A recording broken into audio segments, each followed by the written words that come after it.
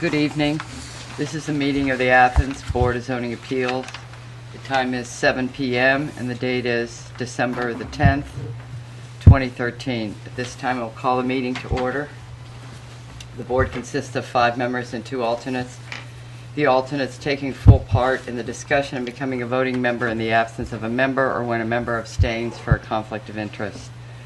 Present tonight are John Gosley, Lisa Carlson, alternate Kay Tasley, and our new member, which we should welcome, Ed Baum. Thank you. And myself, Joan Kernansky. Both Kay Tasley and Ed Baum will be acting as full members tonight.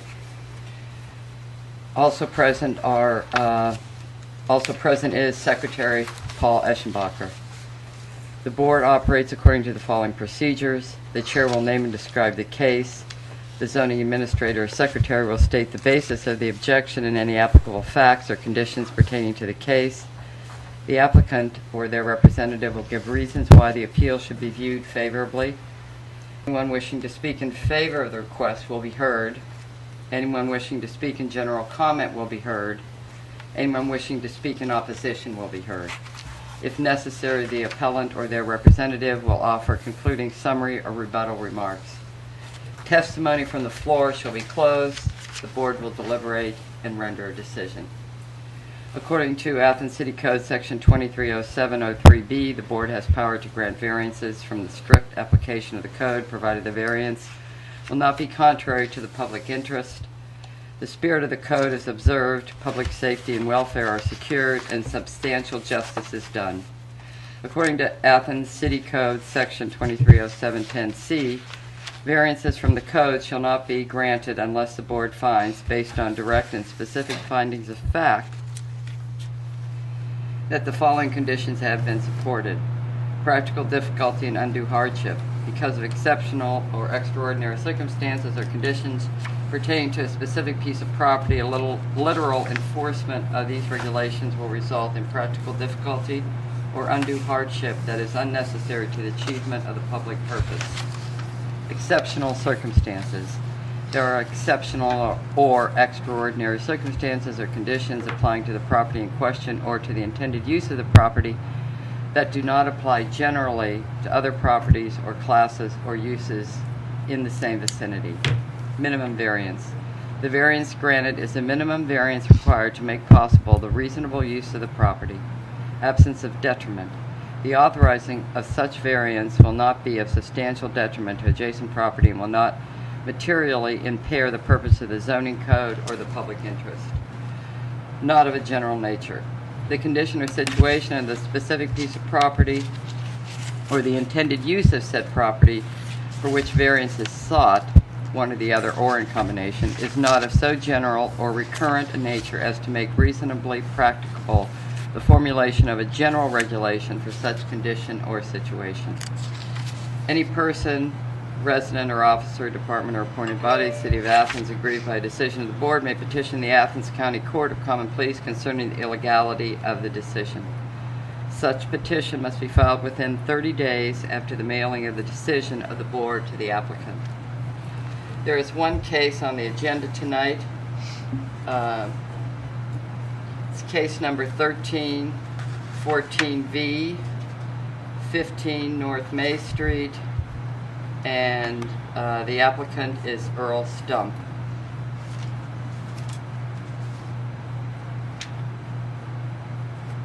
The board is required to take testimony under oath. Would anyone wishing to speak concerning any item on the agenda please stand?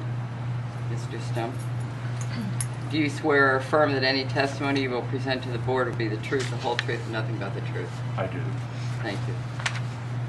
Okay, we'll begin the proceedings on the case, and the appellant is requesting a variance from ACC 231001, Table A, Schedule of All Controls, to construct a carport over an existing driveway where lot coverage would be 35%, where a maximum of 30% is permitted.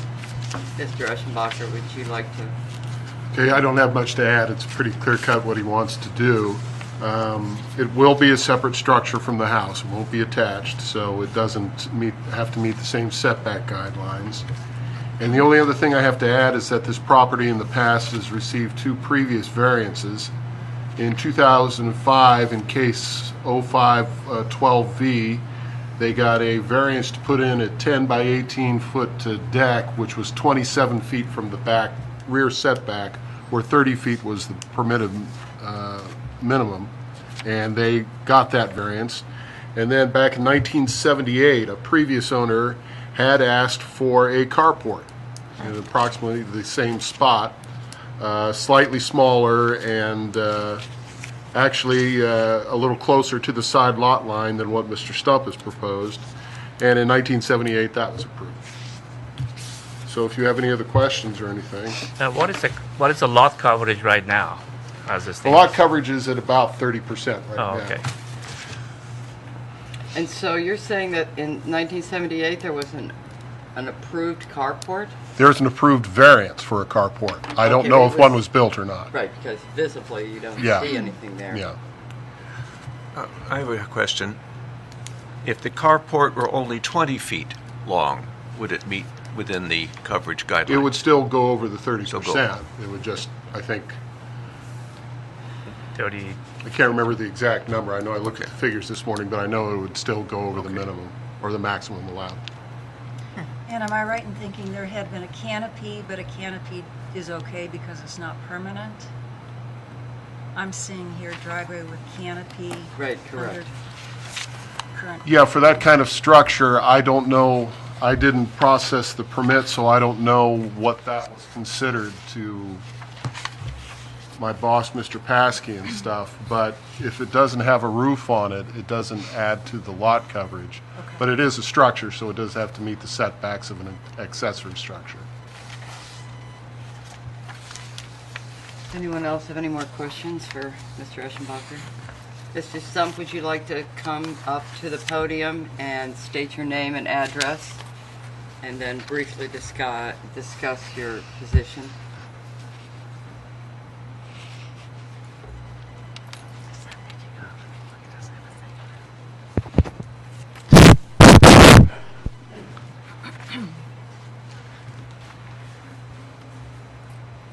Members of the board, my name is George Stump, and I live at 15 North May Avenue, Athens. And we decided that we previously had a kind of vinyl canopy up. We didn't feel that really went with the neighborhood very well. And we decided to take that down and put in a permanent structure that matched the house. One of the reasons for doing that was that we're getting older, and I'm in good health, but my wife is not, and she has great difficulty walking now. And so on winter days like this one, it becomes a real problem if she doesn't have a walkway. And so we thought that perhaps a permanent structure would be the best way to meet that problem. And that's why we applied for the permit to get the cover. And that's really the reason for it. It is entirely on the pavement of the driveway, and it is just a carport. That's all, except it's wooden, and it will be wooden, and it'll match the house, and it'll have the siding of the house too, and it should look pretty nice, I think. I think that's the reasons that I have for building the structure. So I'll be happy to answer any questions. I have submitted to the secretary here a list of signed list of my neighbors, indicating that they have no objection to the project, including the neighbors on either side and the neighbor across the street. and another neighbor too. So we've kind of tried to poll the neighborhood to see what they thought. And that's what we came up with. Any questions for me? Well, I was a little curious when I was by there today. I was on the street just looking at the structure, and I'm Yes. assuming what's framed out is what you're proposing Yes. to build on. I was curious as to why that structure wasn't closer to the rear door, which you would be exiting from to get in the car. Yes, and I've thought about that several times. And I wish that I had specified it as closer to the rear door. And I want to talk to my builder about that a little bit because it's really a mistake on my part. I was just kind of estimating in my head, and this is the way it turned out, you see. And I want to talk to him. Since the purpose of it is to... Yes, right. Um, And I think it's still possible to do that. So, and then therefore it wouldn't stick out so close to the front of the house. Yeah, I didn't like that part either. Yeah, I thought, Well, I think that's a point well taken. I'd like to do that. I don't think that's too difficult because we haven't come too far before we stopped and decided we'd better take this up with you folks. so have you planned to put gutters on the, extend around the roof for drainage? We talked about gutters. I quite frankly can't recall exactly what our decision was. What would you recommend? Well, I was just looking at one of the other houses. I think both 3 and 13 have carports. Yeah. And that are right adjacent to the side door, Mm-hmm. and they have gutters on them. They have gutters on them. Too. We'll probably Otherwise, put gutters on them. We'll put gutters on them and move it back. Following along the same line, since there's a space between the proposed carport and the house, Yes. rain and snow will still get there. Yeah. And so your wife will still have to walk on rain and snow. So the justification is to allow her to walk where it's dry, sort of evaporates. Maybe I don't understand. You rain, say that you want her to be able to walk from the car into the Right. house. And yet there is a space there is a between. space. And so rain and snow will come down I onto the understand. ground, and so she will still walk on ice and snow. Actually, that house has a remarkably good overhang above. And that keeps that section fairly dry, It wasn't particularly if we move it back.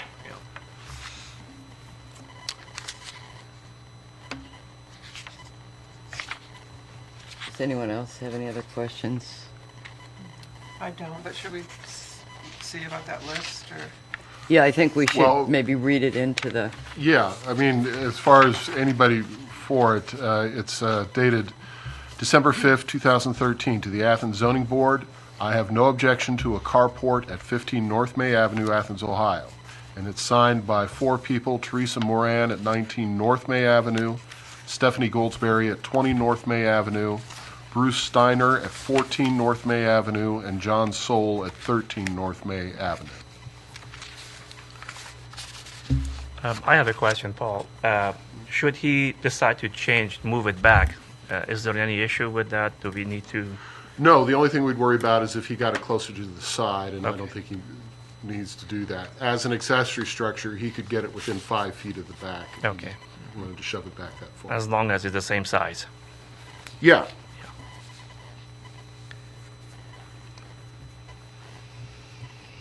Does anyone have any other questions for the appellant?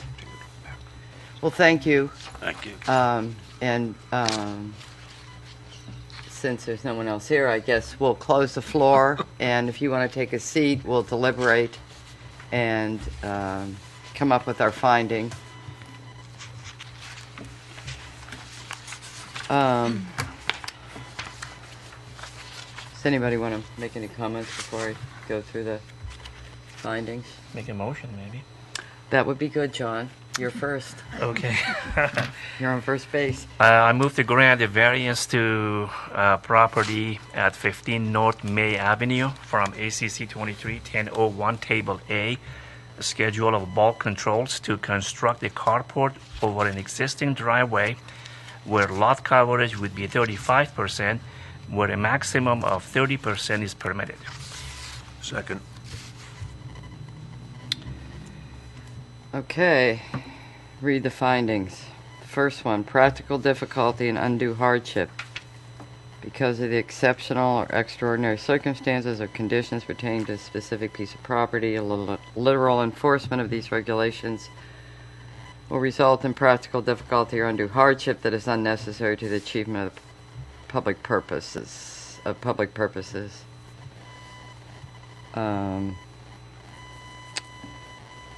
The only hardship I can think of is that, with respect to the property, is that since there is no garage, so this kind of serves as a covered space to put the car in there. This is also for the protection of the car and also the people.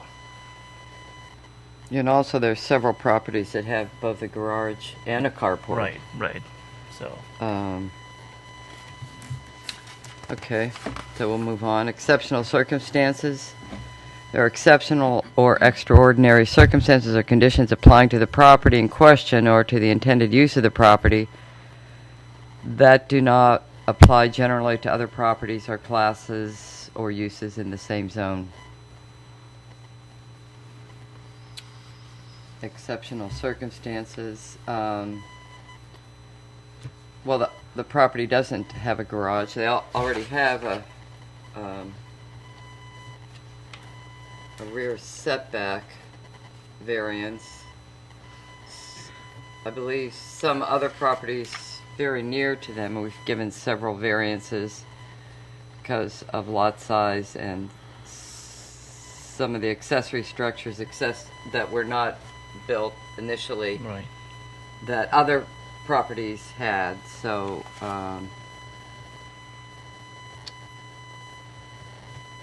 I would think for the same reasons that he doesn't have a garage, this would Yeah. protect his car and allow access into the vehicle. I think that the existence of a prior carport sort of is a continuation of what he had before. My only concern here is a 40-foot carport seems rather excessive in order to meet the requirements of exceptional circumstances. I'm not too sure why anyone would need a 40-foot carport. 40 foot. Oh, It's 40 feet. 40, not 44. 40 feet. Yeah. It's 40 feet, right? It's Yeah. very long. It's It's larger than the last one. absolutely, and it's large enough for at least two cars. One car was in there, and then there was just plenty of room. So, I assume that's for two cars, so that would be 20 foot for each car. no, the other carports in the neighborhood seem to be for one car. It's for, I mean, the idea of the carport is for easy access for the occupants to move back and forth. Yeah. So, do we want to consider the size of this? I said But let's it go. seems to me that if the reason we're here is because the lot coverage jumps from 30 to 35%, to me that doesn't seem like, that seems rather minimum. Okay. Preservation of equal property rights. Other people in the neighborhood have carports. And the property was actually granted a variance back in the 70s. Was it Right. the 70s for a carport. Excuse me. Minimum variance. A variance granted is the minimum variance required to make possible the reasonable use of the property. I think Kay said that, that's going from 30 to 35%. That is minimal. It is not a big deal. Absence of detriment, the authorization of such variance will not be of substantial detriment to adjacent property and will not materially impair the purpose of the zoning code or the public interest. Obviously, the neighbors are not in opposition to this structure, and therefore the need for variance. Okay, I guess I'll call for a vote. Did you get to the last one, not of a general nature? Oh, no, I missed that one. Ooh, the heated one. Not of a general nature, excuse me. The condition or situation is the specific piece of property or the intended use of said property for which variance is sought, one or the other, or in combination, is not of a general or recurrent a nature as to make reasonably practical the formulation of a general regulation or such condition or situation. No. No. No. Okay, so, now, I'm good to call for the vote now, right? Yes. John? I would yes. Ed? Yes. Kay? Yes. Sarah? Lisa. Lisa? Yes. It's okay. And I vote yes. So you have your variance? I would suggest you seriously consider moving it back a little bit. Yes. I'll call my contractor tonight after this discussion. I'll move it back and put gutters on it for sure. Good. Thank you for your consultation. It improved the project. Good. Thank you. So I guess our last item is to approve the minutes. Has everybody read through the minutes? Any comments, changes, objections? Seemed good to me. Okay, somebody want to move? I move that we approve them as written. Second? Second. All in favor? Aye. Aye. I abstain, since I wasn't here. Correct. too. Very good. Okay, well, with that, I guess we'll adjourn this meeting at 7:22.